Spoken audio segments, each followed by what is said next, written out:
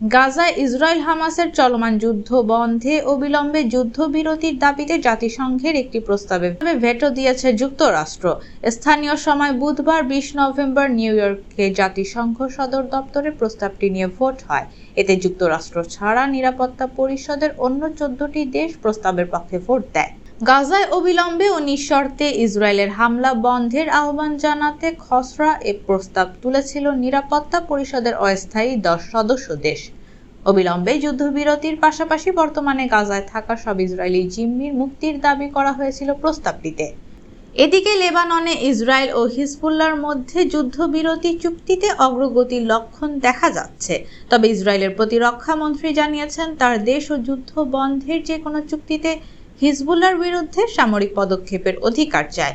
লেবাননের সরকার সম্ভবত এ ধরনের যে কোনো দাবিকে তার দেশের সার্বভৌমত্বের লঙ্ঘন হিসেবে দেখবে, যা ইসরায়েল ও হিজবুল্লাহর মধ্যে সেপ্টেম্বর থেকে 1 বছরেরও বেশি সময় ধরে চলা সর্বাত্মক যুদ্ধের অবসানের প্রচেষ্টাকে জটিল করে তুলবে। লেবাননের স্বাস্থ্য মন্ত্রণালয় জানিয়েছে, লেবাননে ইসরায়েলি বিমান হামলা ও স্থল যুদ্ধে 3,500-এরও বেশি মানুষ নিহত হয়েছেন, আর আহত হয়েছেন আরও অন্তত 15,000 মানুষ।